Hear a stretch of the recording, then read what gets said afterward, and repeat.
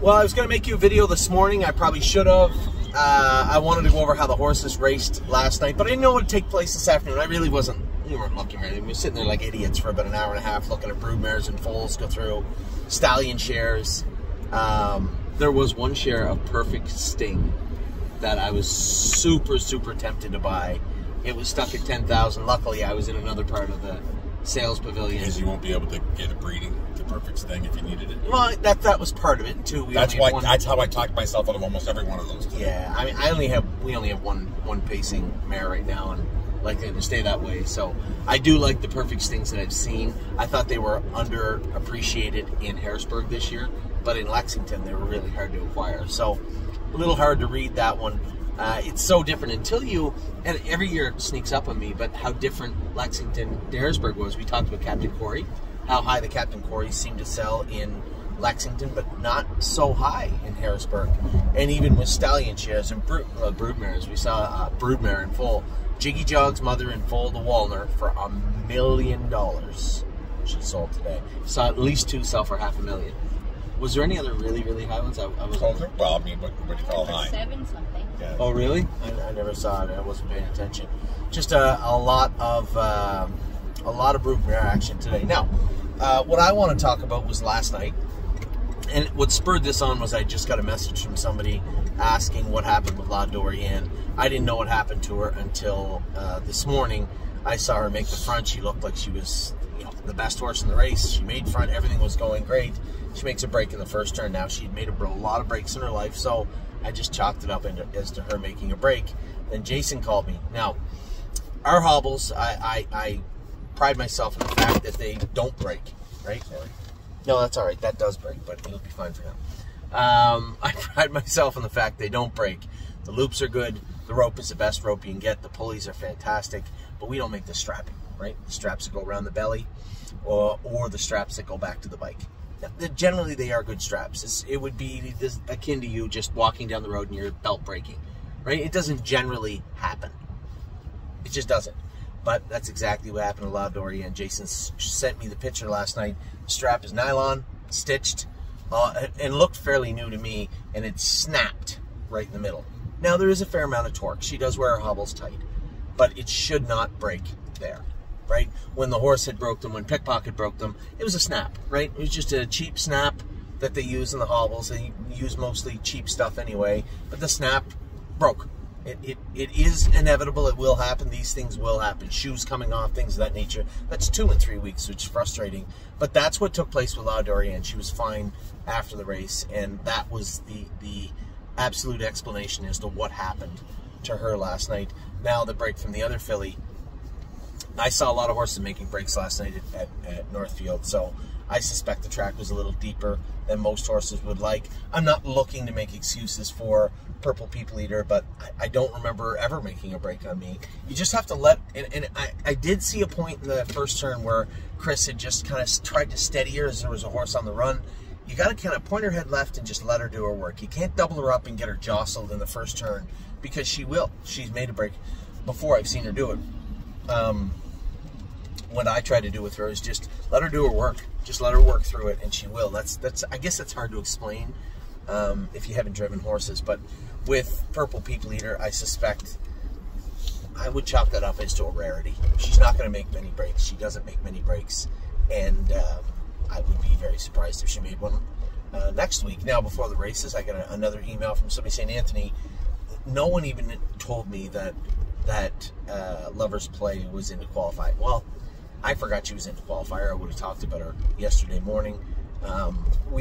The system doesn't usually generate qualifiers. Wendy catches that, but the draw is done late on Tuesday for a Wednesday qualifier, so you can see where there could be some missing information there. She did qualify good. As I said, I was really happy with her. I'm excited to see her finish out the rest of her racing career between now and the first part of 2025, and then to be bred. We have a number of suitable stallions that we're tossing around, but I just really, really like Lover's Play, so I'm happy that she qualified well, and we'll get her race next week. Also, a couple of horses didn't get in today. I guess that also spurred on this video. Joe, one of my partners, said, where's Insider Trading? They write that class twice a week, but she did not get in when Jason had entered her right back. And he also told me that Early Play didn't get in. La Dorienne didn't get in. Now, a couple of these horses, we can, if they're not going to get in on Wednesday, we can move them over to Pennsylvania for a race or two, just quickly to make sure that they get raced. I would rather see La Dorienne race at Northfield, especially it looked last night, you know, short of her breaking those hobbles, that she was going to do very well in that class. And Early Play also, that maiden type situation for him. You know, I don't mind the Colt. I think he's going to be a decent horse for us. Certainly don't mind racing him over there. Mr. Collins doesn't mind racing him in Pennsylvania. Now, as for today, we got a little bit more going on today. Not at the sale. We didn't get anything. We finally just left. Bit of a wasted afternoon, but there wasn't a whole lot to do here. I'd go to a mall that looked like a, you know, it didn't look like there was a whole lot of people there.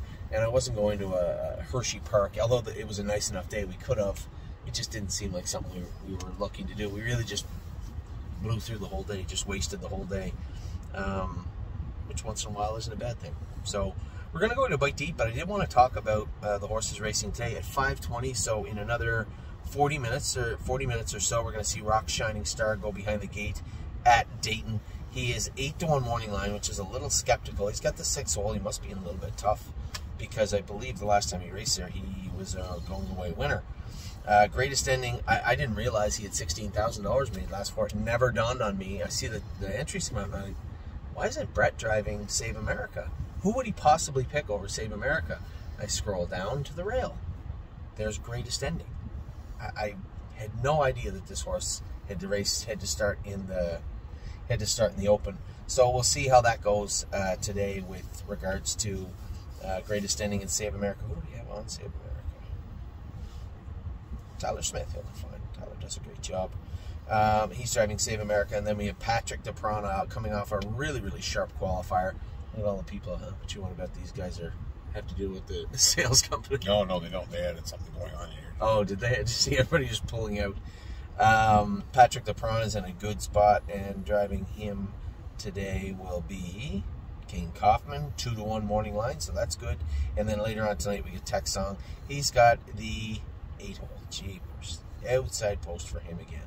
Now tomorrow we Pickpocket, Casanova Hall, 3-point blue chip, Tactical Mounds. I believe Drebin is missing from that list. So does Drebin make another trip over to Pennsylvania? I don't know yet. We'll see. I want to talk to Jason. I'm going to let Jason get his bearings racing tonight. He's done racing at 8 o'clock according to this, with a 3.5 or 4 hour ship home.